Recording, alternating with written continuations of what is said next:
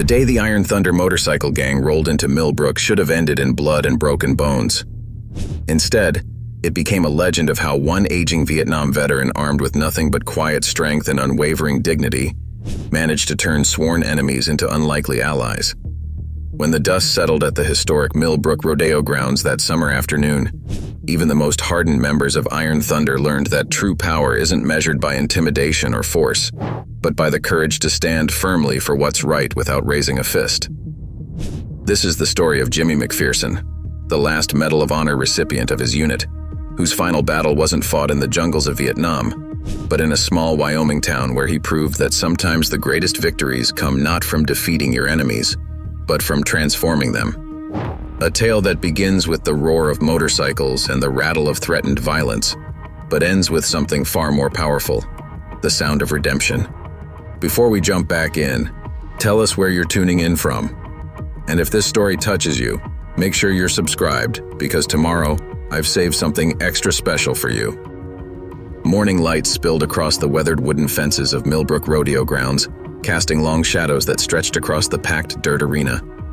Jimmy McPherson's boots left careful impressions in the soil as he made his morning rounds, his practiced eyes scanning every detail of the grounds he'd tended for the past 15 years. His weathered hands, marked by decades of both war and peace, moved with deliberate precision as he checked each gate latch and tested the stability of every fence post. The sound of gravel crunching under tires drew his attention to the parking area, where Sarah Martinez's father dropped her off for her morning riding lesson. The 16-year-old barrel racer carried herself with the quiet confidence of someone who'd grown up in the saddle, her dark hair pulled back in a practical braid. "Morning, Mr. McPherson," Sarah called out, adjusting her riding gloves. "Thunder's been acting up again. Think you could take a look?" Jimmy's eyes crinkled at the corners as he nodded, already moving toward the stables. "That stallion's got more attitude than sense sometimes. Reminds me of a few sergeants I knew back in the day." Inside the stable, several other young riders had gathered for the morning lesson. Jimmy took his time with each horse, demonstrating proper grooming techniques while sharing bits of wisdom that went far beyond basic horse care. His voice remained steady and calm, a tone that seemed to soothe both animals and humans alike. "The key to handling any horse," Jimmy explained, running a brush along Thunder's flank, "is understanding that trust goes both ways. You can't demand it, you have to earn it." He guided Sarah's hand to show her the proper pressure to use. Too soft, and they won't respect you. Too hard, and you'll break their spirit. It's about finding that balance. The peaceful morning routine continued as more volunteers arrived, the grounds gradually coming alive with activity. Jimmy supervised the preparation for the upcoming weekend's rodeo events, his quiet authority keeping everything running smoothly. The local Native American riders, who'd been partners in the rodeo's success for generations, began arriving to practice their demonstrations. The first hint of trouble came as a distant rumble, like approaching thunder on a clear day. Jimmy's posture shifted almost imperceptibly, decades of combat experience registering the sound before his conscious mind had processed it. Several horses in the nearby corrals grew restless, picking up on the changing energy in the air. "Mr. McPherson?" One of the younger volunteers, Tommy, looked up from where he was mucking out a stall. "What's that noise?" Before Jimmy could answer, the rumble grew into a roar as a dozen motorcycles rounded the bend in the access road, their chrome gleaming in the morning sun. The riders wore matching leather jackets emblazoned with stylized thunderbolts, the mark of the Iron Thunder motorcycle gang. Their arrival sent a ripple of unease through the grounds as parents instinctively moved closer to their children. Jimmy watched with careful attention as the bikers circled the parking area twice, before coming to a stop in a formation that effectively blocked the main entrance. Their leader, a tall man with a closely cropped beard and hard eyes, cut his engine last. The sudden silence felt heavy with possibility. "Sarah," Jimmy said quietly, not taking his eyes off the newcomers. "Take the younger ones inside the office. Call your father. Let him know we might need some help out here." The teenager nodded, her phone already in hand as she began gathering the children. Jimmy moved with unhurried purpose toward the parking area, his stride measured and calm. He'd faced down worse threats in Vietnam, though something in his gut told him this confrontation could prove just as dangerous in its own way. The biker leader, Marcus Stone, dismounted with theatrical slowness, his boots hitting the gravel with deliberate force. His crew followed suit, spreading out in a way that spoke of practiced intimidation. Their leather jackets creaked as they moved, the sound mixing with the nervous whickering of horses in the nearby corrals. "Nice setup you got here, old-timer," Marcus called out, his voice carrying across the grounds. "Seems like the perfect place for some entertaining activities." The implied threat in his tone was clear as glass. Jimmy continued his steady approach, stopping at a distance that was neither aggressive nor submissive. His voice, when he spoke, carried the same calm authority he used with spooked horses. "Welcome to Millbrook Rodeo grounds. I'm Jimmy McPherson, the caretaker here. Something I can help you folks with?"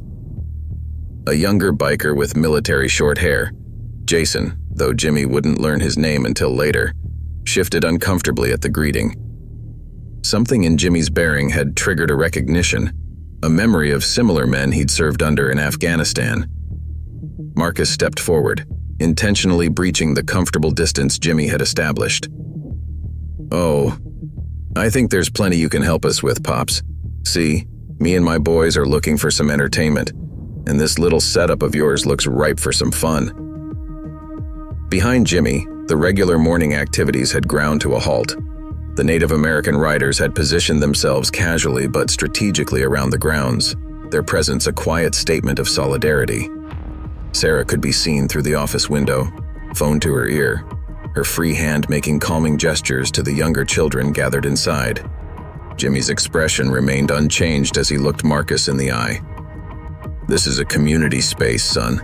Has been since 1925. We welcome all visitors who respect that fact." A ripple of laughter moved through the bikers, though it didn't quite reach their eyes. Marcus's face hardened as he realized the old man wasn't going to be easily intimidated.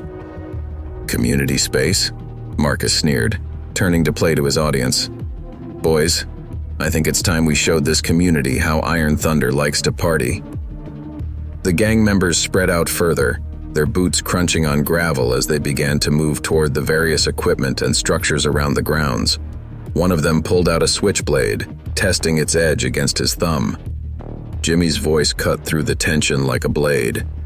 "Before you folks make any decisions you might regret, you should know that every person here is family to someone in this town. Every piece of equipment you're thinking about damaging represents someone's livelihood." He paused, letting his words sink in. "And I've spent too many years protecting people to stop now." The morning sun had climbed higher, casting shorter shadows across the grounds as the confrontation balanced on a knife's edge. In the distance, the sound of approaching vehicles could be heard, more of the community arriving, drawn by Sarah's calls and the rapid spread of small-town news. The Iron Thunder gang members exchanged glances as more trucks and cars began pulling into the auxiliary parking areas. Local ranchers stepped out of mud-splattered pickups, their weathered faces set in grim determination. Marcus Stone's jaw tightened as he watched the gathering crowd, though he maintained his aggressive posture. "Look at all these fine folks coming to join our little party," Marcus announced, his voice carrying a dangerous edge. He turned to his crew, gesturing toward the rodeo equipment. "Why don't we show them how we like to have fun?" Two bikers moved toward the barrel racing setup, their boots scuffing through the carefully groomed dirt. They grabbed the first barrel, tipping it over with exaggerated casualness. The hollow boom echoed across the grounds as it rolled. Jimmy watched the display with the same steady gaze he'd developed during long nights in Vietnam, when the smallest detail could mean the difference between life and death. He noted how some of the younger bikers, particularly Jason, seemed uncomfortable with the escalating situation. More community members arrived, including Sarah's father, Ray Martinez, who immediately moved to stand beside Jimmy. The Native American riders had dismounted, their horses safely secured, and now formed a loose circle around the ground's perimeter. The atmosphere grew heavier with each passing moment. Marcus strutted toward the main arena, running his hand along the railing. "Pretty solid setup you got here, old man. Be a shame if something happened to it." He tested a section of the fence, pushing against it with increasing force. "Those rails were put up by hand. Jimmy said, his voice carrying clearly across the grounds. "Every post hole dug by volunteers. Kids who grew up here coming back to make sure the next generation has a place to learn and grow." He moved forward with measured steps, same way it's been done since 1925. A few more bikers had begun interfering with equipment, knocking over jump poles and water barrels, but others held back, watching the interaction between their leader and the old caretaker. Jason, in particular, seemed transfixed by Jimmy's calm demeanor. Sarah emerged from the office, phone still in hand, but now recording everything.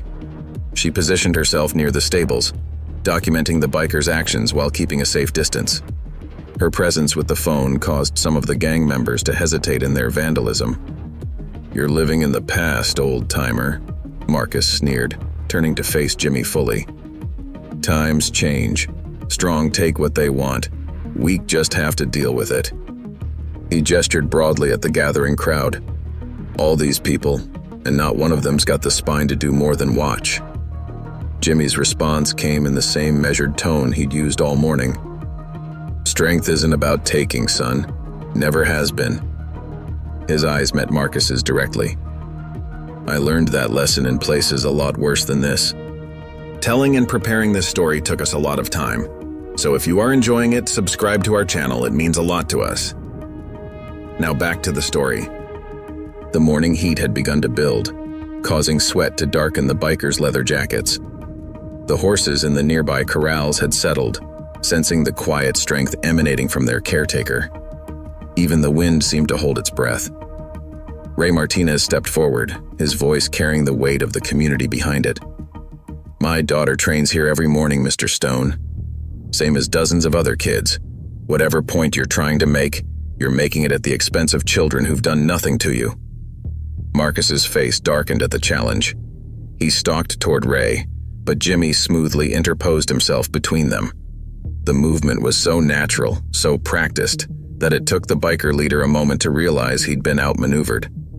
"Been watching you since you arrived," Jimmy said quietly, pitched so only Marcus could hear.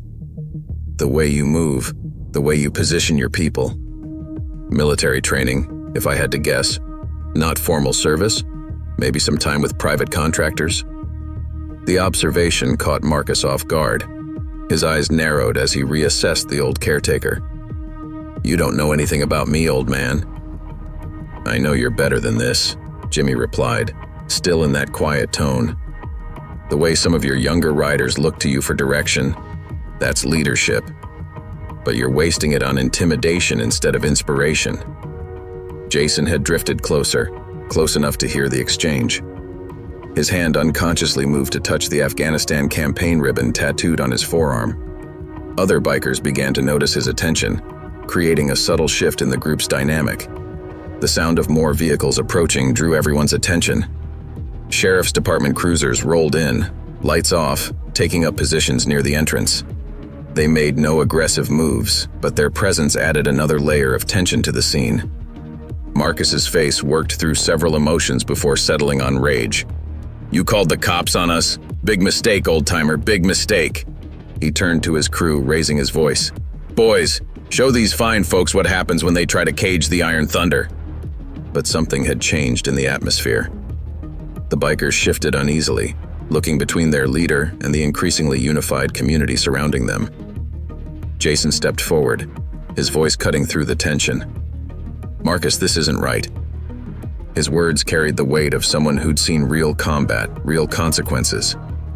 "These people aren't our enemies. They're just trying to protect what's theirs." The challenge from within his own ranks caught Marcus off balance. Other bikers began murmuring among themselves, their earlier bravado cracking under the weight of the moment. The carefully cultivated image of the Iron Thunder's unity began to show its first real fissures.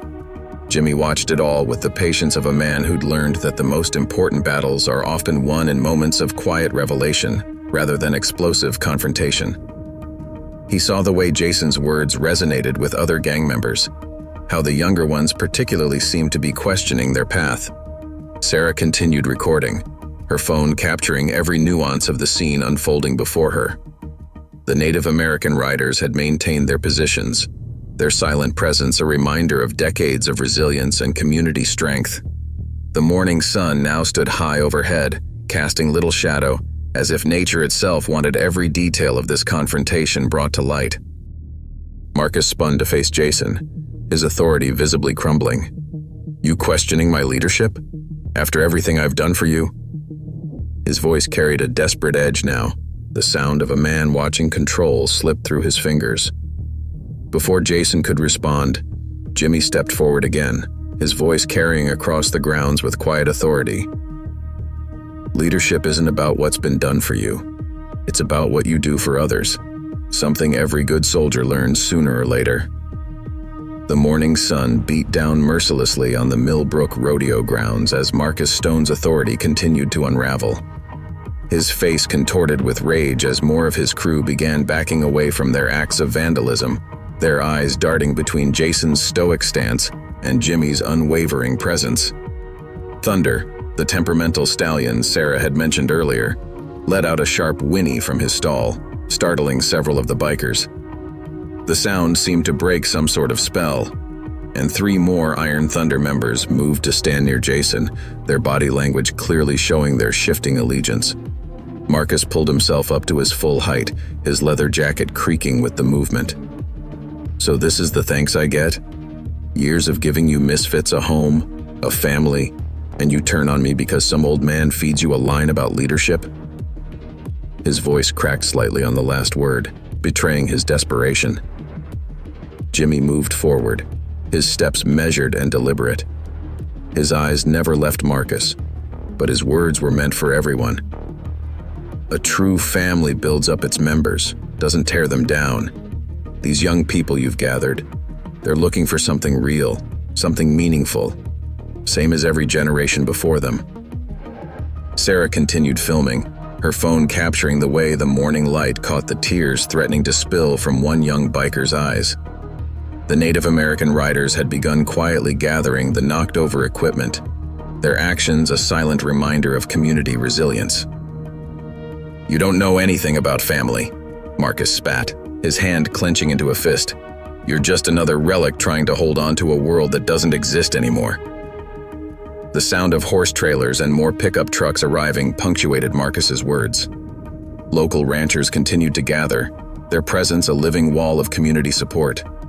Among them, elderly members of the Rodeo's founding families stood shoulder to shoulder with young barrel racers and ranch hands. Jimmy's voice remained steady, carrying the weight of decades of experience.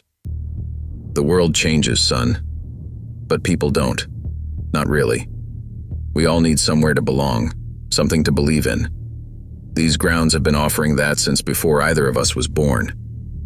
Jason stepped forward, his military bearing more pronounced now. "He's right, Marcus. Look around you. This is what real strength looks like. People standing together, not standing over others." His words carried the conviction of someone who'd seen both the worst and best of humanity during his service. More Iron Thunder members shifted their positions, almost unconsciously moving away from Marcus and closer to Jason. The change in dynamics was as clear as the Wyoming sky above them. Marcus's control was slipping away with each passing moment. A young Native American rider named Thomas walked forward, leading his paint horse. His voice carried across the grounds, rich with history and purpose. "My grandfather helped build these corrals in 1947, said a community that rides together, survives together. Maybe that's something your people could understand, if you gave it a chance." The paint horse nodded its head, as if agreeing with its rider's words. The gesture drew nervous laughter from some of the bikers, breaking the tension further. Even a few of Marcus's most loyal followers cracked slight smiles. Sheriff Mills stepped forward from where he'd been observing, his thumbs hooked in his belt loops. "Way I see it, folks, we've got 2 choices here. We can let this situation get ugly, or we can find a better way forward." His casual tone belied the seriousness of his words. Marcus spun around, taking in the scene before him. His crew was now clearly divided, with more than half standing near Jason. The community's numbers had swelled to over 100 people, all watching silently, their unity more powerful than any threat of violence. Jimmy's voice cut through the morning air once again. "The gate's still open, son. You can leave here today knowing you made the right choice. Sometimes the bravest thing a leader can do is admit when he's wrong. Sarah's father stepped forward, his rancher's calloused hands open in a gesture of peace. "My daughter's been recording everything. What happens next is up to you, but it's going to be remembered either way." The moment stretched like heated glass, fragile and dangerous. Marcus's face showed the battle raging within him, pride warring with reality, anger fighting against understanding. His hand kept clenching and unclenching at his side. A horse in the nearby corral kicked its stall, the sound echoing across the suddenly silent grounds. The noise seemed to startle Marcus out of his internal struggle. His shoulders slumped slightly, the first real sign of defeat. "This isn't over," he growled, but the words lacked their earlier menace. He turned sharply, his boots kicking up dust as he stormed toward his motorcycle. The machine roared to life, the sound almost desperate now rather than intimidating. As Marcus peeled out of the parking area, only 3 of his original crew followed. The rest stood their ground, looking both lost and found at the same time. Jason moved to stand beside Jimmy, his posture straight, but his eyes showing uncertainty about what came next. Jimmy surveyed the gathered crowd, his expression softening. "Well," he said, his voice carrying clearly in the morning air, "we've got a rodeo to prepare for. Anyone willing to help is welcome to stay." He turned to Jason and the remaining bikers. "There's always room for more family here." The tension began to dissolve like morning mist under the summer sun. The Native American riders resumed their practice runs, their horses' hooves raising dust in the arena. Local ranchers moved to help right the knocked-over equipment, working alongside the bikers who chose to stay. Sarah lowered her phone finally, a small smile playing at her lips as she watched Jason and 2 other bikers helping to repair the fence Marcus had damaged. Her father placed a hand on her shoulder, pride evident in his expression. The morning's events had transformed the Millbrook Rodeo grounds into something more than just a historic venue. It had become a testament to the power of quiet strength and the enduring nature of true community. The sound of hammers meeting nails mixed with casual conversation as former adversaries worked side by side, building something stronger than what had stood before. Jimmy made his way back to Thunder's stall, the stallion greeting him with a gentle nicker. As he checked the horse's legs for any signs of stress from the morning's excitement, he could hear Jason beginning to share stories of his time in Afghanistan with some of the younger riders. The healing had already begun. The Wyoming wind carried the promise of change across the grounds, rustling through the prayer flags that hung from the arena posts, gifts from the Native American community decades ago. They danced in the breeze, their colors bright against the blue sky, as if celebrating the victory of unity over division. The midday sun cast shortened shadows across the Millbrook Rodeo grounds as the community began the process of healing and rebuilding. Jason stood in the center of the arena, his leather jacket now draped over a fence post, helping Jimmy demonstrate proper horse handling techniques to a group of young riders. The transformation from intimidating biker to patient teacher seemed as natural as breathing. Sweat glistened on Jason's forehead as he carefully approached Thunder, using the gentle techniques Jimmy had shown him. The stallion, typically stubborn with strangers, responded to Jason's calm energy with surprising acceptance. The veterans shared a knowing look, understanding flowing between them without words. "It's all about respect," Jimmy explained to the gathered audience, which now included several former Iron Thunder members. "Horses can sense fear, but they can also sense sincerity. They know when you're trying to dominate them versus when you're trying to work with them." Sarah watched from the sidelines, her phone now tucked away, replaced by a notebook where she jotted down observations. Her father worked nearby, showing 2 other bikers how to properly repair the damaged fence sections. The sound of hammers and casual conversation filled the air where tension had crackled just hours before. The Native American riders had resumed their practice for the upcoming rodeo demonstration, their horses moving in intricate patterns across the arena. Several of the remaining bikers watched in genuine appreciation, their earlier skepticism replaced by respect for the skill on display. One of the younger bikers, a woman named Rachel, approached Jimmy with hesitation in her steps but determination in her eyes. "Mr. McPherson, I used to compete in barrel racing before I..."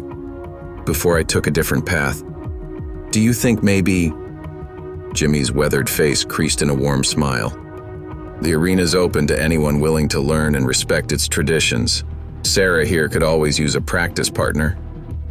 He gestured toward the teenage barrel racer, who perked up at the suggestion. The grounds had taken on a different energy now, as if the morning's confrontation had cleared the air like a summer storm. Local families began arriving for the regular afternoon activities, their initial wariness of the remaining bikers fading as they witnessed the genuine efforts at integration. Jason gathered his fellow riders, their leather jackets standing out against the dusty backdrop of the arena. His voice carried the authority of experience as he addressed them. "What we found here today, it's real. More real than anything Marcus ever offered us. We've got a choice to make, all of us." The sheriff had remained on the grounds, though his presence now felt more supportive than supervisory. He engaged in conversation with some of the bikers, learning their stories, understanding the paths that had led them to Iron Thunder, and now to this moment of change. Jimmy worked his way through the grounds, checking on repairs and offering guidance where needed. He paused to watch Thomas, the young Native American rider, teaching one of the former Iron Thunder members the significance of the prayer flags that hung above the arena.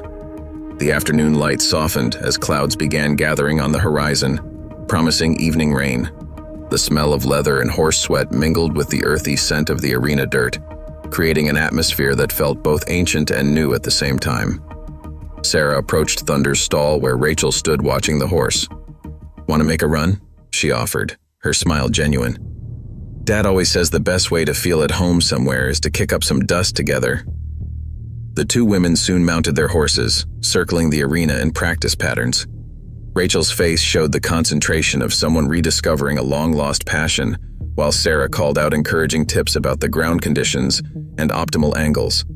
Jimmy observed the scene from the announcer's booth, where he'd retreated to update the rodeo schedule. Jason joined him, removing his riding gloves as he settled into a chair. The two men sat in comfortable silence for a moment, watching the activity below. "You knew, didn't you?" Jason finally asked. "The moment we rode in, you knew some of us were different from Marcus." Jimmy's response came slowly, measured like everything else about him. "War leaves marks on a person, son. Some visible, some not.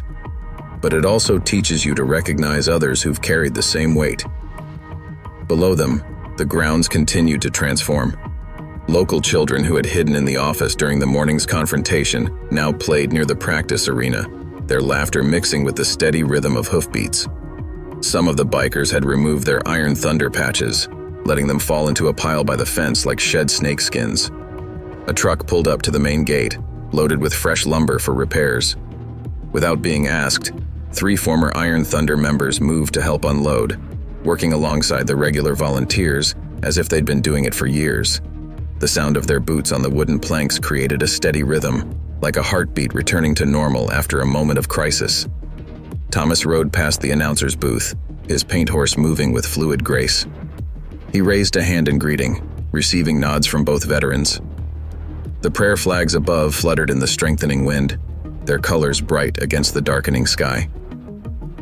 Sarah and Rachel completed their practice run, their horses' flanks dark with sweat. Other riders had stopped to watch, and a spontaneous round of applause broke out at Rachel's impressive time. The former biker's face showed surprise, and then genuine pleasure at the recognition. The afternoon continued to unfold like a flower opening to the sun, each moment revealing new possibilities. The transformation of the grounds from a battleground to a place of healing seemed to affect everyone present, as if the very dirt beneath their feet had absorbed the morning's tension and transformed it into something nurturing. Jimmy descended from the announcer's booth, Jason following close behind. They made their way toward the gathering crowd near the main arena, where the community had begun discussing plans for the upcoming rodeo. The former Iron Thunder members were being included in the conversation, their perspectives sought and valued.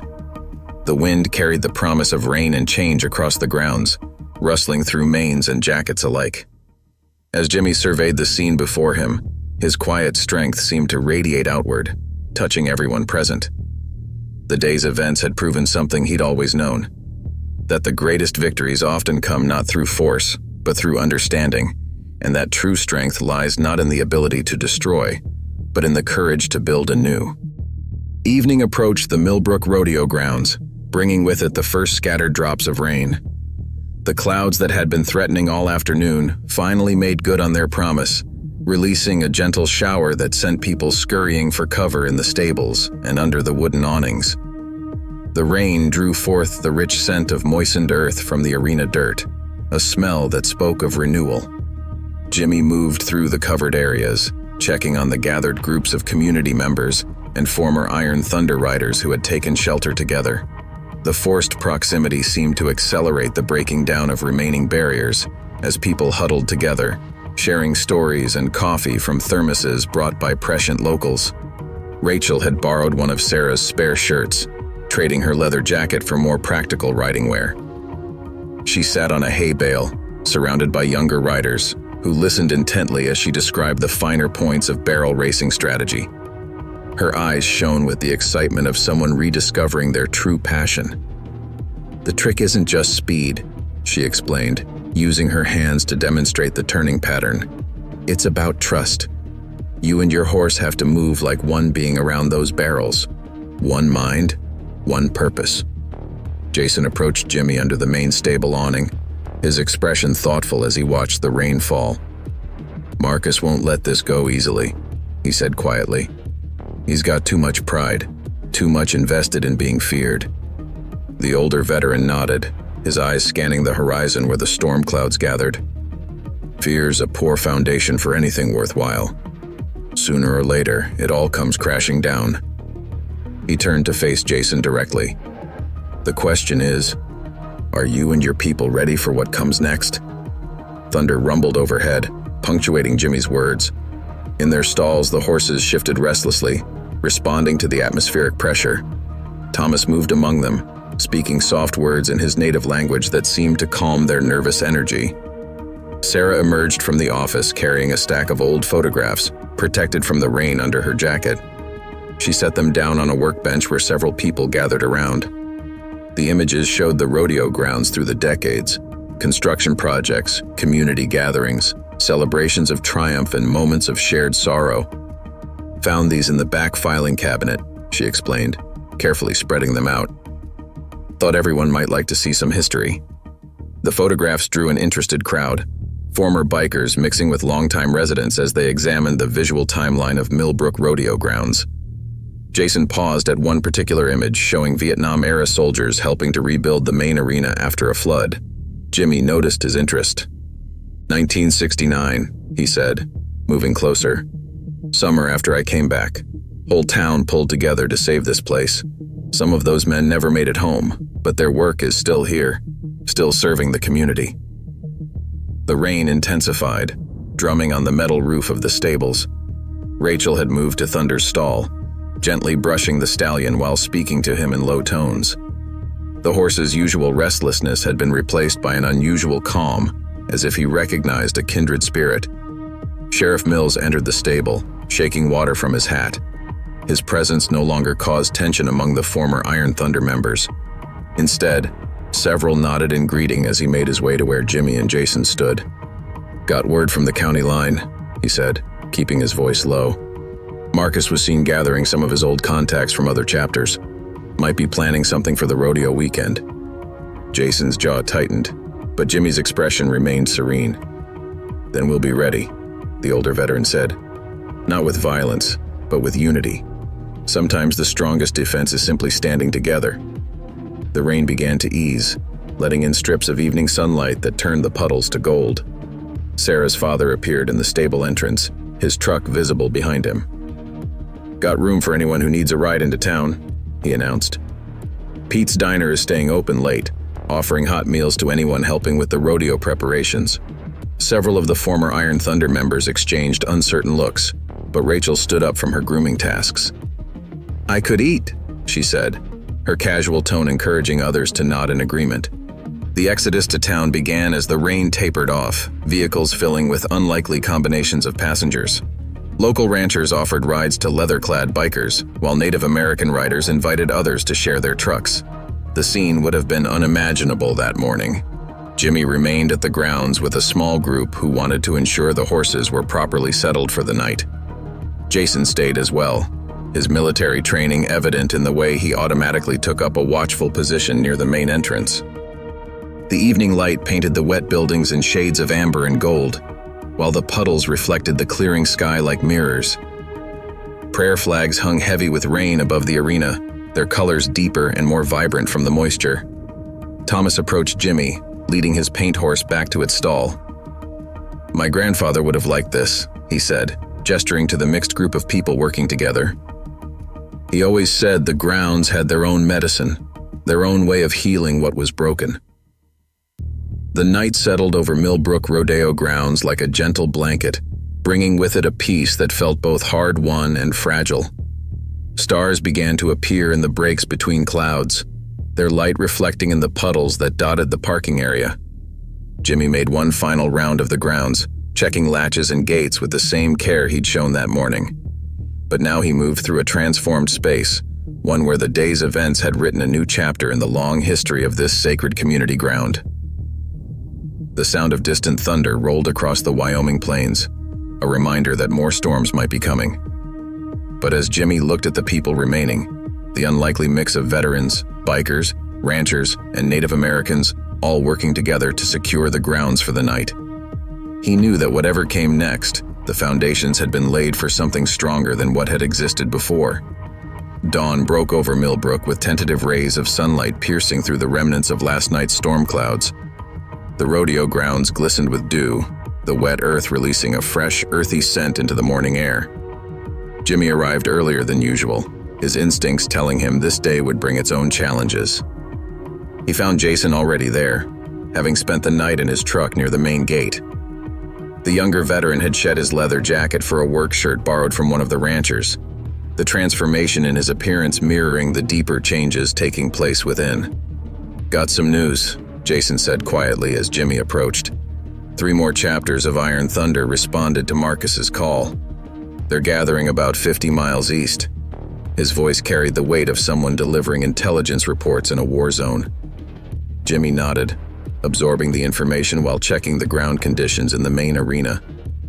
The rain had left the dirt perfectly damp, ideal for the day's training sessions. "How many of your former crew are likely to go back to him?" "None," Jason replied with certainty. "What we found here, it's real. They all feel it. But Marcus, he's painting us as traitors, using that to rally the other chapters." The sound of approaching vehicles drew their attention. Sarah arrived with Rachel, both dressed for riding practice. Behind them came Thomas and several other Native American riders, their horse trailers kicking up small rooster tails of moisture from the wet gravel. Rachel had undergone a complete transformation from her Iron Thunder days. Her hair was pulled back in a practical braid, her leather riding boots replaced by proper equestrian gear borrowed from Sarah's spare collection. She moved with the renewed confidence of someone who had found their way home after a long detour. The morning unfolded with an almost deliberate normalcy. Jimmy supervised riding lessons, his quiet authority helping to calm both horses and humans. The former Iron Thunder members integrated seamlessly into the day's activities, their eagerness to learn and contribute evident in every interaction.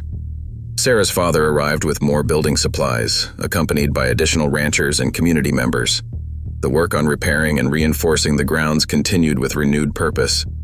Every hammer stroke and placed board felt like an act of defiance against the threats gathering on the horizon. Thunder, the temperamental stallion, had taken a particular liking to Rachel. She worked with him in the round pen, demonstrating a natural touch that drew appreciative nods from the experienced handlers watching. The horse moved in sync with her commands, responding to the slightest gesture. "You've got a gift," Jimmy observed, leaning on the round pen fence. "Takes most people years to develop that kind of connection." Rachel's eyes glistened slightly at the praise. "I forgot who I was for a while," she admitted, rubbing Thunder's nose. "Traded my real strength for what Marcus called power. Never realized how empty that was until now." The morning progressed with an underlying current of tension. Everyone knew about Marcus's gathering force, but instead of cowering, the community seemed to draw strength from the challenge. Local shops sent food and drinks for the workers. Children too young to help with repairs practiced their riding under the watchful eyes of both experienced ranchers and former bikers. Thomas approached Jimmy near midday, his expression serious. "Word from my cousins on the reservation," he said. "They've seen unfamiliar bikes on the back roads. Marcus is having the area scouted." Jimmy absorbed this information with the same calm he showed everything else. He watched as Jason organized a group of former Iron Thunder members to help rebuild the deteriorating south fence, their movements showing military precision. Sarah worked with younger riders in the main arena, her voice carrying clear instructions across the grounds. Rachel joined her, the two women tag-teaming the lesson with natural chemistry. Their students included both ranch kids and children from town, the usual social barriers dissolving in the face of shared purpose. The sheriff made his customary appearance, but this time he brought news. Marcus filed complaints in 3 counties, he reported to Jimmy, claiming theft of Iron Thunder property, patches, jackets, bikes. It won't stick, but he's trying to use the law to harass us. A group of Native American elders arrived, joining Thomas and the other riders. They moved through the grounds with quiet purpose, some carrying materials for traditional prayers and blessings. Their presence added a spiritual weight to the day's activities. Jimmy gathered everyone for a midday meal, the crowd naturally forming a large circle in the shade of the main stable. Former bikers sat shoulder to shoulder with ranchers, sharing sandwiches and trading stories. The conversation drifted between preparation for the upcoming rodeo and strategies for dealing with Marcus's threats. "We're not just defending a place," Jimmy said, his voice carrying easily across the gathered crowd. "We're protecting an idea, that people can change, that community means something more than fear and control." Jason stood, drawing all eyes to him. "Those of us who left Iron Thunder, we're not running from Marcus. We're running towards something better, something real." His words drew nods of agreement from his former gang members. The afternoon brought more volunteers, including veterans from neighboring towns who had heard about Jimmy and the situation. They arrived without fanfare, simply picking up tools and joining the work. Their presence added another layer of strength to the growing community. Rachel took Thunder through a practice run of the barrel racing course, her skill drawing spontaneous applause from observers. The horse responded to her like they'd been partners for years, their movements fluid and precise. As the sun began its westward slide, Jimmy called another gathering. Maps of the rodeo grounds were spread out on makeshift tables as the community began planning security measures for the upcoming event. Former Iron Thunder members provided insights into Marcus's typical tactics, while local law enforcement contributed their expertise. The day ended as it had begun, with people working together toward a common goal. But now the bonds were stronger, the sense of unity more pronounced. What had started as a confrontation had transformed into something else entirely, a testament to the power of redemption and community. Jimmy made his final rounds as darkness settled over the grounds. The night air carried the sound of distant thunder, either a coming storm or perhaps the rumble of motorcycles on far-off highways. Either way, the Millbrook Rodeo grounds stood ready, its strength not in its fences or gates, but in the people who had chosen to stand together in its defense. The third morning since Marcus's departure brought an uneasy stillness to the Millbrook Rodeo grounds. Heavy clouds hung low on the horizon, their dark masses promising another storm. Jimmy stood at the main gate, his experienced eyes scanning the access road while his ears picked up the familiar sounds of the grounds coming to life behind him. News had arrived before dawn. Marcus had successfully rallied 3 Iron Thunder chapters, their combined forces numbering over 60 riders. Reports placed them less than 30 miles out, their approach deliberate and menacing. The information came from Jason's remaining contacts within the gang, delivered in hushed phone calls and encrypted messages. Sarah arrived early, her truck loaded with extra supplies. The teenager's usual cheerful demeanor was tempered by determination as she helped unload water, first aid kits, and other emergency provisions. Her phone remained close at hand, ready to document whatever might come. Rachel emerged from the stables, where she'd spent the night keeping watch over Thunder and the other horses. The stallion's agitated behavior suggested he sensed the approaching confrontation. She worked to calm him, her voice steady even as her eyes betrayed her concern. "He knows something's coming," she said as Jimmy approached. "Horses always know." The grounds had taken on the appearance of a well-organized camp. Veterans from 3 counties had arrived to stand with Jimmy, their presence adding a professional edge to the security preparations. They moved with quiet efficiency, positioning themselves at strategic points around the property. Thomas and his fellow Native American riders completed their morning prayers, the smoke from their sacred herbs drifting across the arena. The prayer flags above snapped in the strengthening wind, their colors bold against the darkening sky. Jason gathered the former Iron Thunder members, their leather jackets now bearing hastily created patches showing a rising sun over rodeo grounds. The symbol represented their transformation, their choice to stand with the community rather than against it. "Marcus will try to divide us first," Jason explained to the assembled group. "He'll make offers, try to draw some of us back with promises of forgiveness and power. When that fails, he'll get aggressive." Jimmy listened to Jason's briefing, noting how the younger veteran had naturally stepped into a leadership role. The other former gang members looked to him now, respecting his guidance rather than fearing his authority as they had with Marcus. Sarah's father arrived with more ranchers, their trucks forming a protective barrier around the parking area.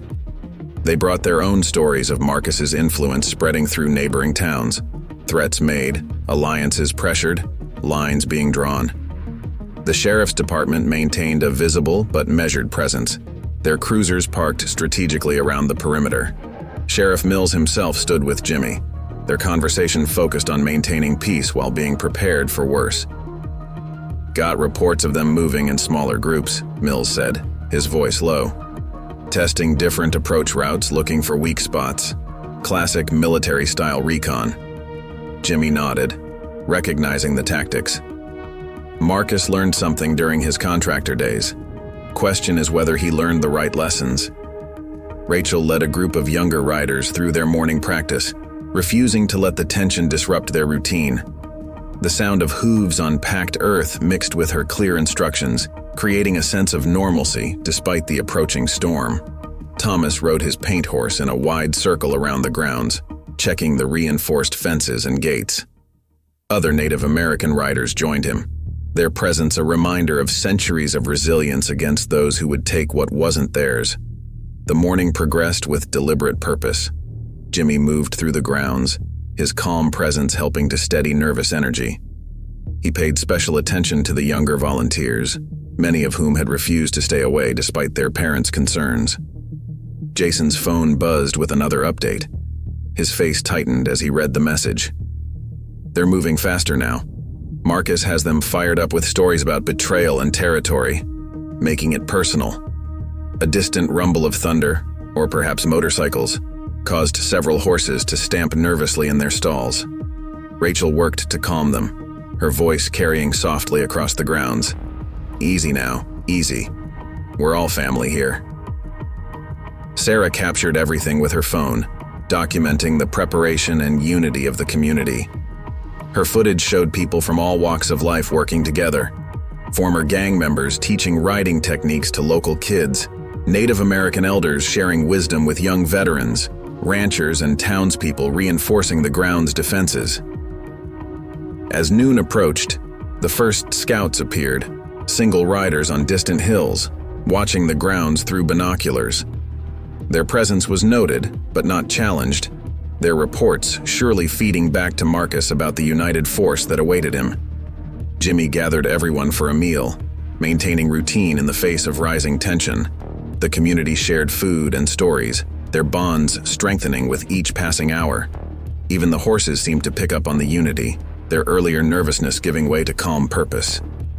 "Whatever comes," Jimmy addressed the gathered crowd, "remember that we're defending something bigger than ourselves. This isn't about fighting, it's about standing together for what's right." The afternoon brought more support as word spread through neighboring communities. Families arrived with food and supplies, their presence a testament to the rodeo ground's significance in the region's shared history. Rachel worked with Thunder in the main arena, the stallion's powerful movements a display of controlled strength. Her transformation from Iron Thunder enforcer to respected trainer seemed to inspire the other former gang members, showing them a path to redemption through honest work and genuine connection. As evening approached, the storm clouds grew darker, matching the tension in the air. But within the Millbrook Rodeo grounds, a different kind of storm was brewing, one built on unity, purpose, and the quiet strength that comes from standing together against those who would rule through fear. The storm broke just after midnight, unleashing sheets of rain across the Millbrook Rodeo grounds. Lightning illuminated the grounds in stark flashes, revealing figures standing watch at every crucial point. Jimmy moved between posts, his boots splashing through puddles as he checked on each position. Inside the main stable, Rachel tended to the nervous horses, her voice barely audible above the storm. Thunder pressed his head against her shoulder, seeking comfort as another lightning bolt cracked across the sky. The transformation in both horse and rider was evident. Where once there had been chaos, now there was mutual trust. Jason appeared at the stable entrance, rain dripping from his borrowed rancher's hat. 3 more groups of scouts spotted on the North Ridge, he reported. They're getting bolder, coming closer.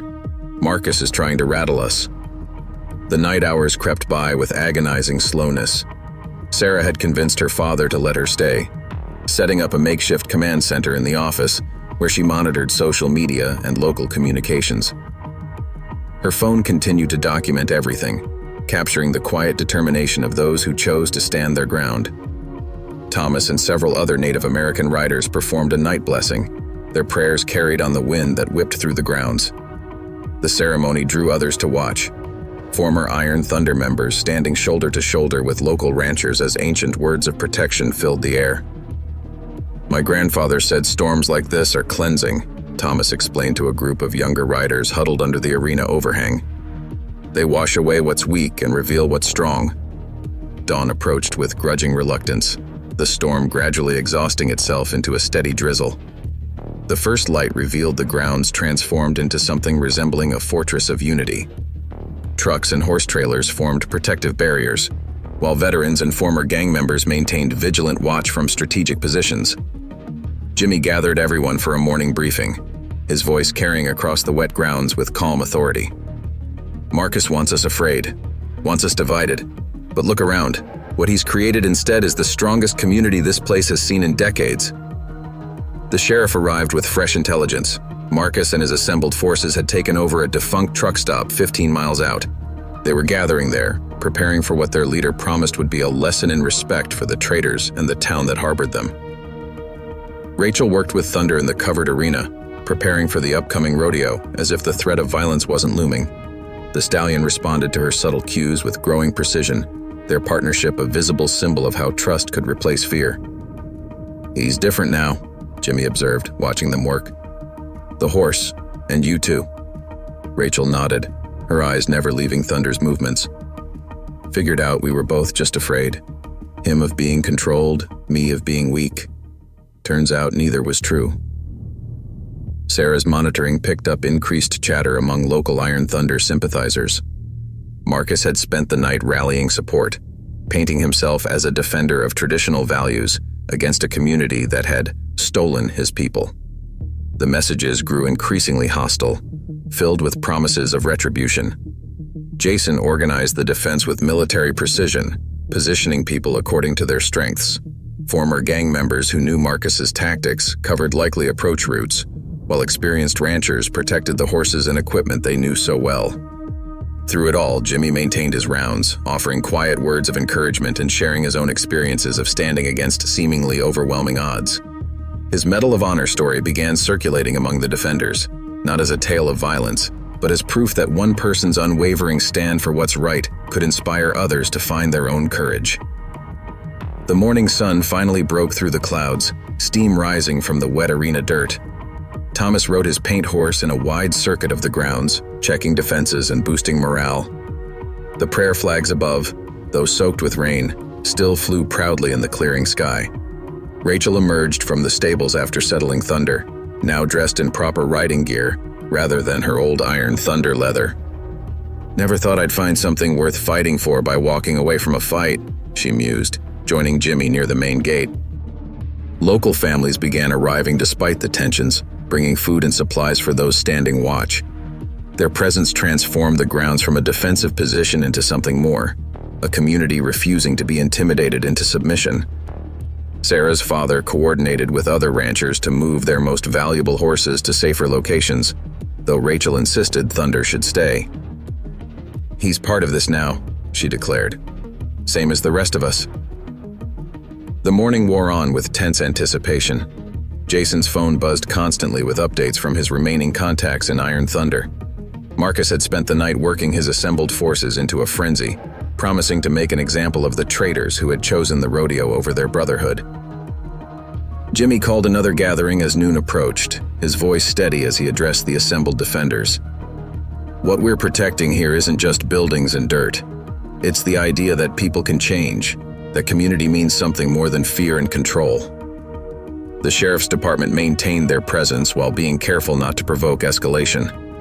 Their cruisers patrolled the access roads, monitoring the increasing number of unfamiliar bikes moving through the area. As afternoon shadows began to lengthen, the first distant rumble of motorcycles echoed across the grounds. This time, there was no mistaking it for thunder. The sound grew steadily, a rolling wave of mechanical fury approaching from multiple directions. Jimmy stood at the main gate, Jason and Rachel flanking him. Behind them, the community held its position, their unity more powerful than any show of force. The prayer flags snapped in the wind, and somewhere in the stables, Thunder let out a challenging whinny. The time for preparation was over. Marcus was coming, bringing with him all the fury of a man whose power was built on fear, about to learn that true strength flows from something deeper than intimidation. The sound of approaching motorcycles grew to a thunderous roar as Marcus's assembled force appeared on the horizon. Dozens of bikes spread across the access road, their chrome glinting in the afternoon sun. The iron thunder patches on their jackets seemed to writhe in the wind like living things, the thunderbolt symbols transformed into angry serpents by the motion. Jimmy stood his ground at the main gate, his presence as immovable as the mountains on the horizon. Jason and Rachel flanked him, their new patches catching the light, the rising sun over Rodeo grounds a stark contrast to their former allegiance. Behind them, the community held position, their unity palpable in the tense air. Marcus led the formation, his bike larger and louder than the others. He pulled to a stop 50 yards from the gate, killing his engine. The sudden silence felt heavier than the noise had been. His face was a mask of controlled rage as he surveyed the scene before him, taking in the defended positions and united front. "Last chance, Jason," Marcus's voice carried across the distance. "Bring my people back to where they belong, and maybe I forget about this little rebellion of yours." Jason stepped forward, his voice clear and steady. "We are where we belong, Marcus. Found something real here, something better than fear and control." The assembled Iron Thunder chapters revved their engines in response, the sound like angry wasps in a disturbed nest. Marcus raised his hand for quiet, his eyes scanning the defenders until they locked onto Jimmy. "You did this," he snarled. "Turned my own crew against me with your self-righteous preaching about community and belonging." Jimmy's response carried easily across the space between them, his tone unchanged from when he taught riding lessons. "They made their own choices, son. Same choice you've got right now. Walk away from this before it goes somewhere nobody wants to go." Sarah documented everything from her position near the office, her phone capturing the tension of the moment. The afternoon sun cast long shadows across the grounds, turning the scene into a study in contrast. Light and dark, right and wrong, fear and courage. Thunder's challenging whinny cut through the tension, the stallion picking up on the energy in the air. Rachel moved slightly, positioning herself between the stables and the threat, her transformation from enforcer to protector complete.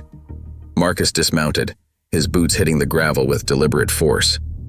He gestured to his assembled riders. "See what happens when you go soft?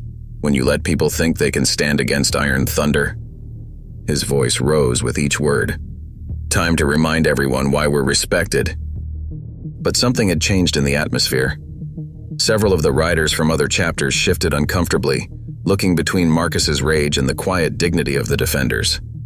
The contrast was impossible to miss, one side fueled by anger and fear, the other standing firm in unity and purpose.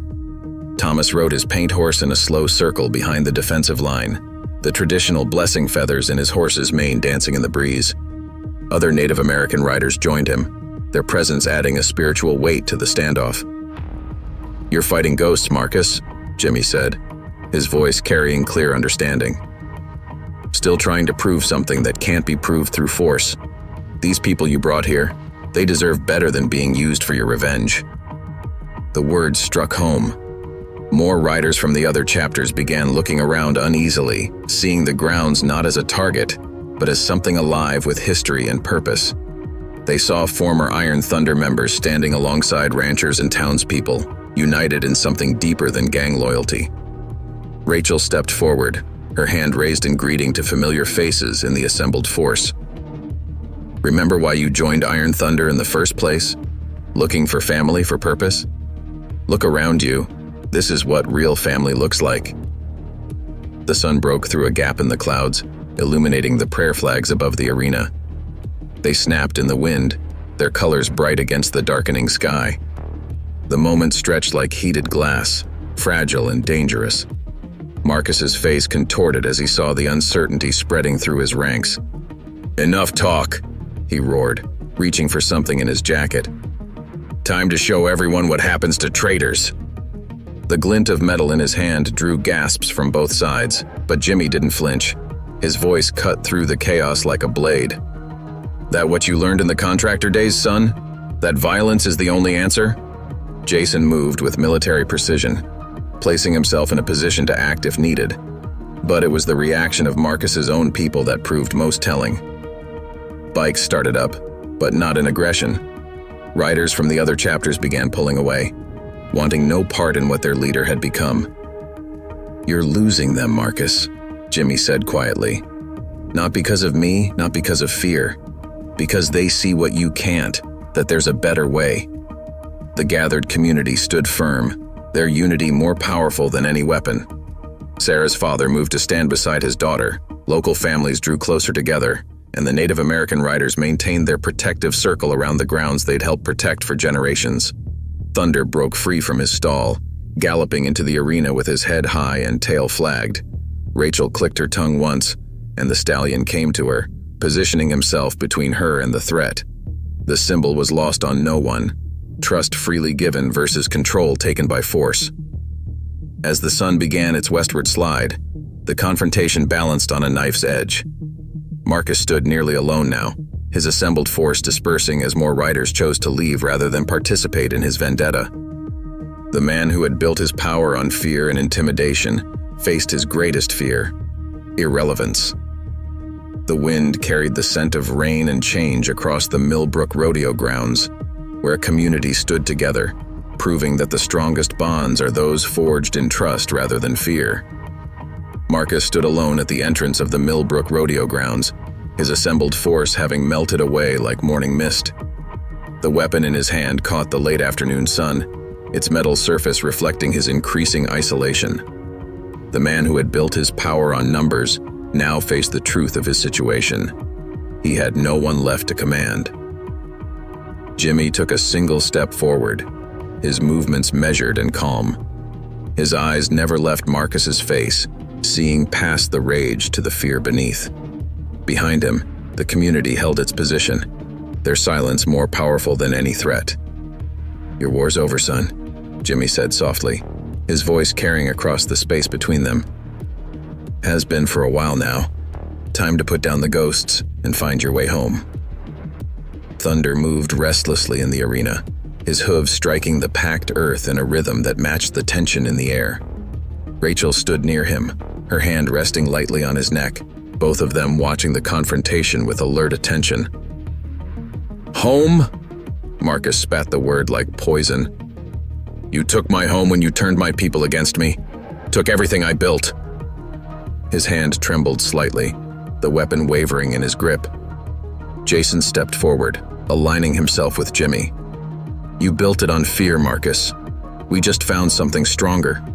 He gestured to the united community behind him, This is what real strength looks like. Rachel led Thunder back to his stall, the stallion's footsteps steady and calm. She paused near Marcus, the horse lowering his head to sniff curiously at the former leader.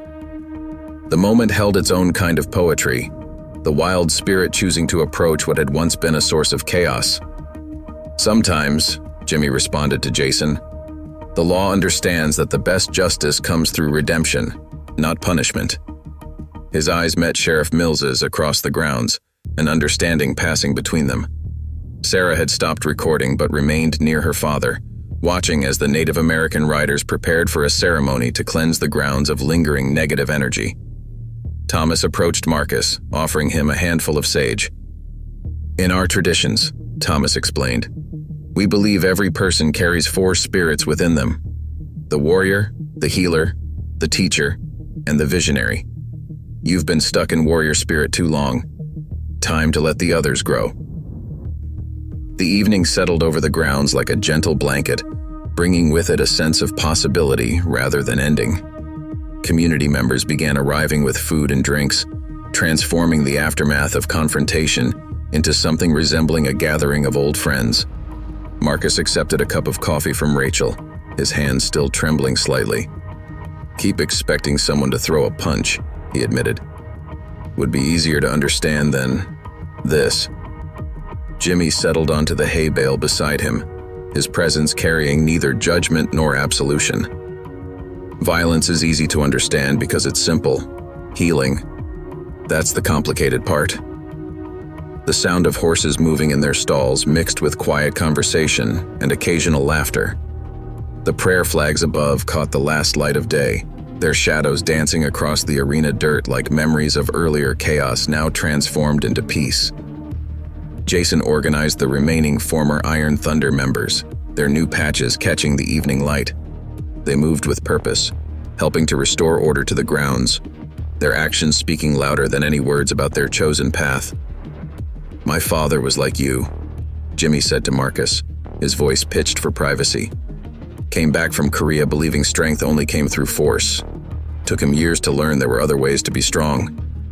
Sarah approached cautiously, her phone now used to show Marcus images of the ground's history, generations of community members working together, building something lasting through cooperation rather than control. Thunder's nickering carried across the grounds, the horse responding to Rachel's evening feeding routine. The sound seemed to draw Marcus's attention, his eyes following the natural partnership that had formed between rider and mount. Could never get animals to trust me, he admitted, watching Rachel work. Always had to force everything. Trust has to be earned, Jimmy replied. Goes both ways too. Community's willing to trust you with a chance at something new. Question is, can you trust yourself enough to take it? The Native American ceremony began, sweet sage smoke drifting across the arena. Thomas led the prayers in his native language, the words carrying ancient wisdom about transformation and renewal. Jason approached with a proposition. We need someone with organizational skills for the rodeo security team. Someone who understands how to coordinate people, how to turn individual skills into group strength. Marcus looked up sharply, suspicion warring with hope in his expression. You're offering me a job, after everything? Offering you a chance, Rachel corrected, joining them. Same chance we all got, to be part of something real. The night deepened around the Millbrook rodeo grounds, stars appearing in greater numbers above. The wind carried the mingled scents of sage, horse, and possibility across the arena where so many transformations had taken place. Jimmy stood, offering his hand to Marcus once again. Tomorrow's soon enough to figure out the details. For tonight, just be here. Be present. Let yourself feel what real community is like. The former Iron Thunder leader hesitated before accepting the help up. His eyes swept across the grounds, taking in the scene of peaceful activity.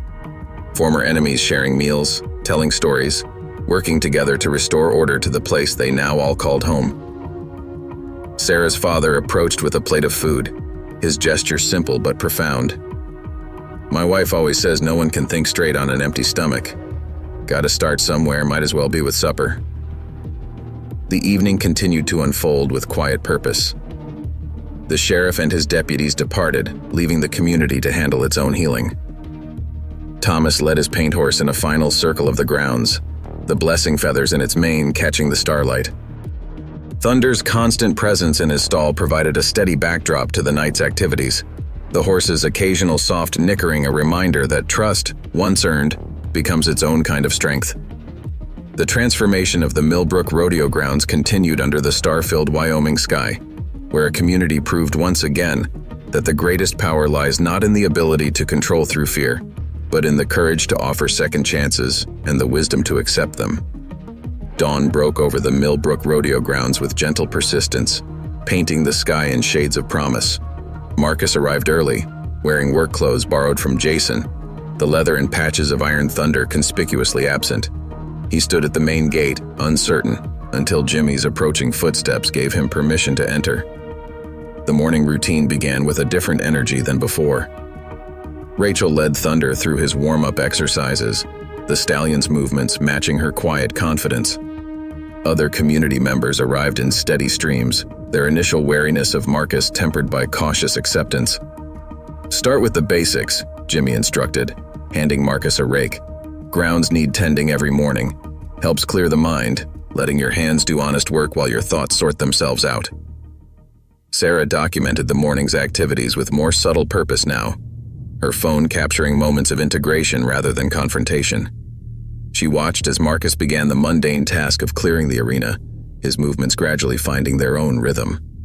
"Used to hate this kind of work," Marcus admitted to no one in particular, sweat already darkening his borrowed shirt. "Thought it was beneath me. Funny how things change." Jason organized the day's security preparations, intentionally including Marcus in the planning, but never placing him in charge. The former Iron Thunder leader found himself offering insights about crowd management that had nothing to do with intimidation. "People flow like water," he explained, pointing to a map of the grounds. "Create the right channels, they'll find their own way. Don't need force if you understand the natural movement." Rachel worked with younger riders in the practice arena, her lessons carrying deeper meaning now. "Horse doesn't care about your past," she told her students, including Marcus in her glance. "Only cares about who you are in this moment, how you treat them right now." Thunder watched the activities from his stall, his ears pricked forward with interest. The stallion's gaze seemed to follow Marcus as he worked, as if measuring the man's transformation against his own journey from wild spirit to trusted partner. Thomas approached around midday, his paint horse carrying supplies for the upcoming rodeo. The Native American rider pulled Marcus aside, speaking with the wisdom of generations. "Our stories tell of warriors who became healers, who learned that protecting community means more than showing strength." The day progressed with steady purpose as more preparations for the rodeo took shape. Marcus found himself drawn into the natural flow of work, his organizational skills emerging in ways that supported rather than dominated. Jimmy watched it all with quiet satisfaction, noting how the former Iron Thunder leader gradually relaxed into his new role. "Strength shows itself in different ways," he commented as they took a water break. "Sometimes the strongest thing a man can do is admit he's still learning." Sarah's father brought lunch for the workers, the shared meal becoming another step in the community's healing process. Marcus sat slightly apart until Rachel deliberately joined him, followed by other former Iron Thunder members who had found their own paths to redemption. "Keeps surprising me," Marcus said softly, watching the easy interaction around him. "How natural it all feels, once you stop fighting against it." Thunder broke free from his stall again, but this time there was no chaos in his movement. The stallion trotted to where Rachel sat, then unexpectedly approached Marcus. The moment held its breath as horse and man regarded each other. "Stay still," Rachel advised. "Let him make the choice. That's what trust is about, giving others the freedom to choose." The stallion stretched his neck forward, nostrils flaring as he took in Marcus's scent. Then, to everyone's surprise, he lowered his head and allowed Marcus to touch his forehead. "Well, would you look at that?" Jimmy remarked, his voice carrying quiet approval. "Seems Thunder's got a good sense about people trying to change." The afternoon brought more community members to help with rodeo preparations.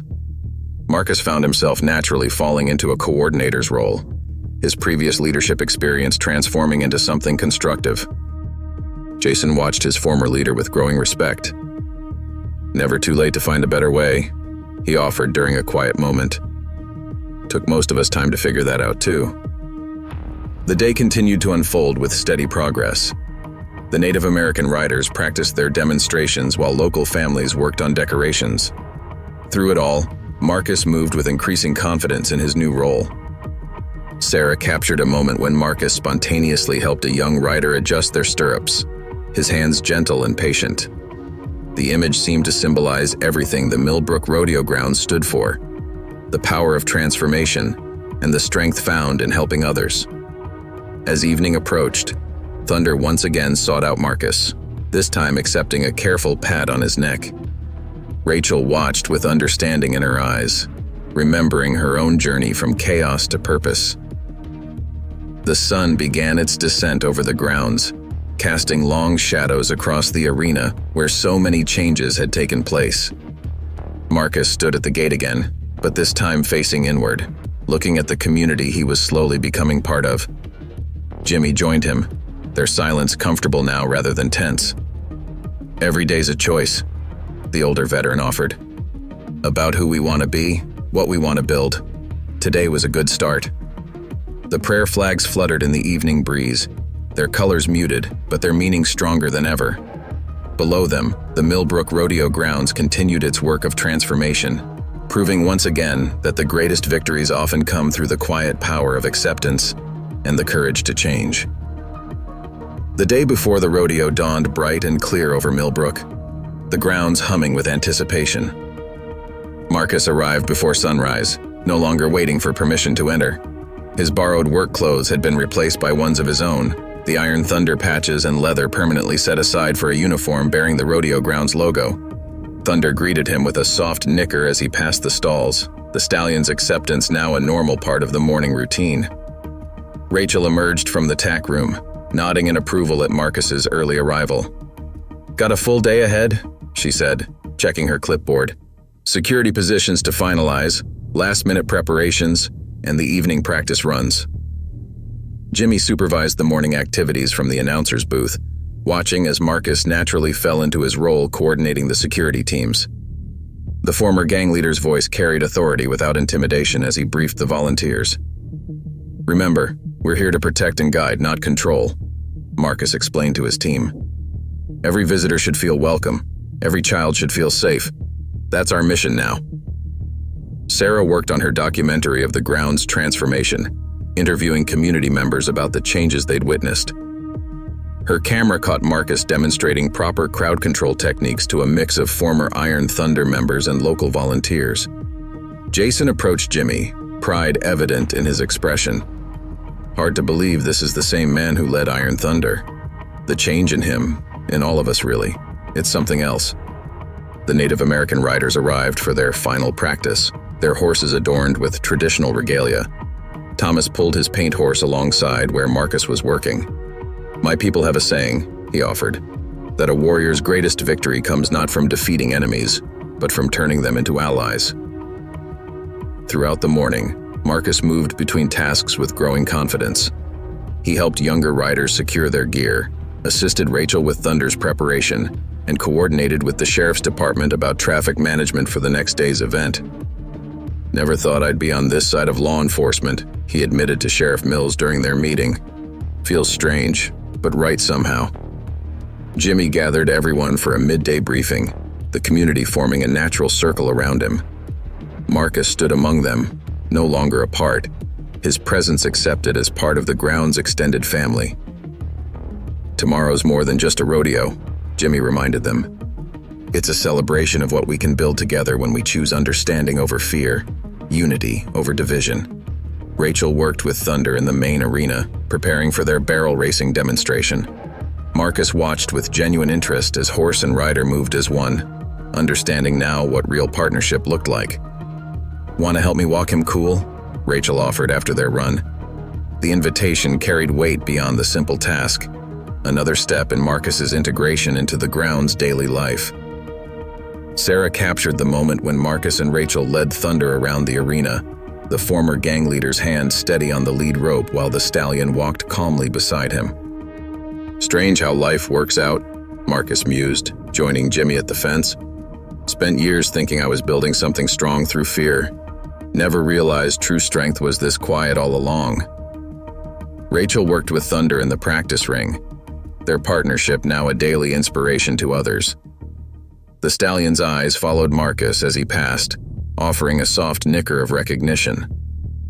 What had begun as tentative trust had grown into genuine connection. Sarah's documentary about the ground's transformation had gained attention beyond Millbrook, drawing visitors who came to see for themselves how a place of conflict had become a center of healing. She filmed follow-up interviews, capturing the lasting changes in both people and place.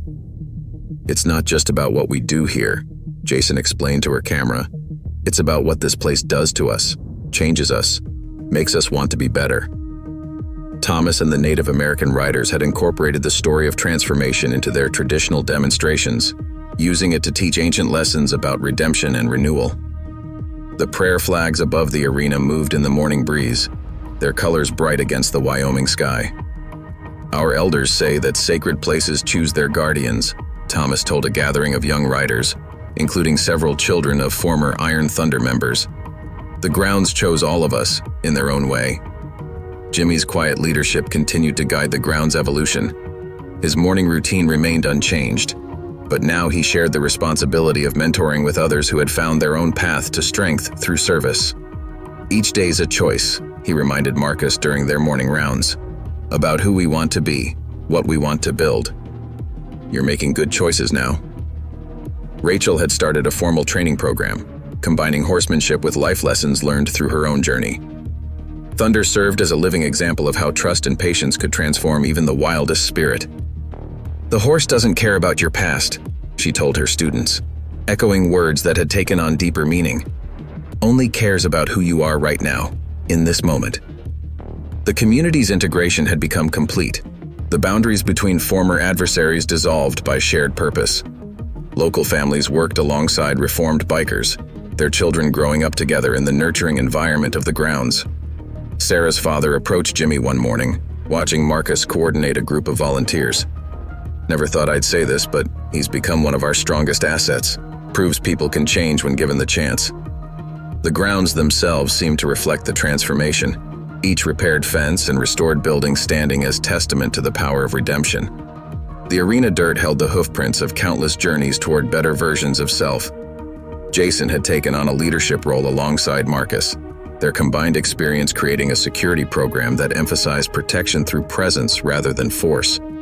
Their example drew others seeking their own path from darkness to light. "We're building something here that's bigger than us," Jason observed during a quiet moment. "Something that might outlast all of us." Thunder's presence remained a constant reminder of their journey. The stallion who had once challenged authority now worked in perfect harmony with Rachel, while accepting gentle attention from Marcus and others who had learned the value of earning trust. The evening light painted the grounds in shades of gold, catching the prayer flags and making them glow like captured flame. Below them, the day's activities wound down with the natural rhythm that had defined this place for generations. Jimmy stood at the main gate, where months before he had faced down an angry force with nothing but quiet strength. Now he watched as Marcus secured the grounds for the night, each action performed with the care of someone who had found his true purpose. "This is what victory really looks like," Jimmy said softly to himself. "Not in defeating enemies, but in transforming them into family."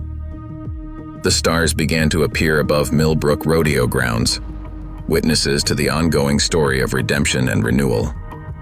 The night wind carried the mingled scents of horse, sage, and possibility, the same wind that had blown through this valley since 1925, guiding generations toward their better selves. Thunder's evening whinny echoed across the grounds, a sound of contentment rather than challenge. The stallion's call seemed to carry in it all the hope and healing that had taken place here, where fear had given way to trust, and strength had found its truest expression in the power to change. "Never really watched before," he admitted to Jimmy. "Was always too focused on control to see the beauty in it." The day unfolded like a celebration of everything the grounds represented. Young riders demonstrated their skills while proud parents cheered. Former Iron Thunder members worked seamlessly alongside ranchers and townspeople, their shared purpose evident in every interaction. Sarah's father approached Marcus during a quiet moment. "Been thinking," he said. "We could use someone with your organizational skills on the permanent staff. Position opens up next month if you're interested." The offer caught Marcus off guard, emotion flickering across his face. "After everything that happened?" "Because of everything that happened," came the reply. "Shows what kind of man you really are, when given the chance." Thunder and Rachel's demonstration drew thunderous applause, the stallion executing perfect turns around the barrels. Marcus watched with genuine appreciation, understanding now that true power came through partnership, not dominance. Jimmy observed it all from various points around the grounds, seeing how his quiet strength had sparked a transformation that reached far beyond one man or one community. The afternoon brought the main events, with riders from across the region competing in various categories. Marcus's security team handled the swelling crowds with professional efficiency, their presence reassuring rather than intimidating. "Look at what you built here," Jason said to Jimmy as they watched the competitions. "Not just the grounds, but this sense of belonging. Gave us all a chance to be something better." Rachel claimed first place in the barrel racing competition, Thunder responding to her subtle cues with perfect precision. As they took their victory lap, she pulled up near where Marcus stood. "Want to learn?" she offered, surprising everyone. "Thunder seems to have taken a liking to you." The crowd fell silent as Marcus approached the stallion. Thunder lowered his head, accepting the former gang leader's touch without hesitation. The moment seemed to symbolize everything the ground stood for: the power of trust, redemption, and second chances. Sarah captured it all, her documentary growing into a testament of transformation. She filmed as Marcus received his staff jacket, the Rodeo grounds logo replacing the thunderbolt he'd worn for so long. The Native American riders performed their closing ceremony as the sun began to set, their movements telling ancient stories of redemption and renewal. Thomas led a prayer of thanksgiving, the smoke from sacred herbs drifting across the arena. "The grounds remember," he repeated his earlier words, but now they carried new meaning. They remember the change that happened here, the healing that took place. Jimmy gathered everyone for a final address, his voice carrying the weight of wisdom earned through years of quiet strength. "What we built here goes beyond buildings and fences," he said. "We built understanding. We built trust. Most importantly, we built family." Marcus stood among the crowd, no longer apart, no longer searching for power through fear. His eyes met Jimmy's across the distance, gratitude and understanding passing between them. The day drew to a close with a celebration that felt more like a family reunion than a formal event. The grounds buzzed with conversation and laughter, the barriers between different groups dissolved by shared experience and mutual respect. Thunder's content nickering provided a steady backdrop to the evening festivities, the stallion's presence a reminder of how far they'd all come. Rachel worked with him in the dimming light, while Marcus watched and learned, understanding that every day brought new opportunities for growth. The prayer flags caught the last rays of sunset, their colors rich against the darkening sky. Below them, the Millbrook Rodeo grounds continued its ancient work of bringing people together, proving once again that the greatest strength lies not in the power to divide, but in the courage to unite. 1 month after the rodeo, the Millbrook Rodeo grounds settled into a new rhythm. The morning sun found Marcus in his official capacity as head of security and operations, his desk in the main office now adorned with a framed photo of Thunder and Rachel's winning run. The transformation that had begun in conflict had blossomed into something permanent and profound. Jimmy watched from his usual spot near the arena as a group of former Iron Thunder members, now regular volunteers, helped young riders with their morning exercises. Their leather jackets had given way to work shirts bearing the Rodeo Grounds logo, their Thunderbolt patches replaced by a sense of genuine belonging. "Strange how life works out," Marcus mused, joining Jimmy at the fence. "Spent years thinking I was building something strong through fear. Never realized true strength was this quiet all along." Rachel worked with Thunder in the practice ring, their partnership now a daily inspiration to others. The stallion's eyes followed Marcus as he passed, offering a soft nicker of recognition. What had begun as tentative trust had grown into genuine connection. Sarah's documentary about the ground's transformation had gained attention beyond Millbrook, drawing visitors who came to see for themselves how a place of conflict had become a center of healing. She filmed follow-up interviews, capturing the lasting changes in both people and place. "It's not just about what we do here," Jason explained to her camera. "It's about what this place does to us, changes us, makes us want to be better." Thomas and the Native American writers had incorporated the story of transformation into their traditional demonstrations, using it to teach ancient lessons about redemption and renewal. The prayer flags above the arena moved in the morning breeze, their colors bright against the Wyoming sky. "Our elders say that sacred places choose their guardians," Thomas told a gathering of young riders, including several children of former Iron Thunder members. "The grounds chose all of us, in their own way." Jimmy's quiet leadership continued to guide the ground's evolution. His morning routine remained unchanged, but now he shared the responsibility of mentoring with others who had found their own path to strength through service. "Each day's a choice," he reminded Marcus during their morning rounds, "about who we want to be, what we want to build." "You're making good choices now." Rachel had started a formal training program, combining horsemanship with life lessons learned through her own journey. Thunder served as a living example of how trust and patience could transform even the wildest spirit. "The horse doesn't care about your past," she told her students, echoing words that had taken on deeper meaning. "Only cares about who you are right now, in this moment." The community's integration had become complete, the boundaries between former adversaries dissolved by shared purpose. Local families worked alongside reformed bikers, their children growing up together in the nurturing environment of the grounds. Sarah's father approached Jimmy one morning, watching Marcus coordinate a group of volunteers. "Never thought I'd say this, but he's become one of our strongest assets. Proves people can change when given the chance."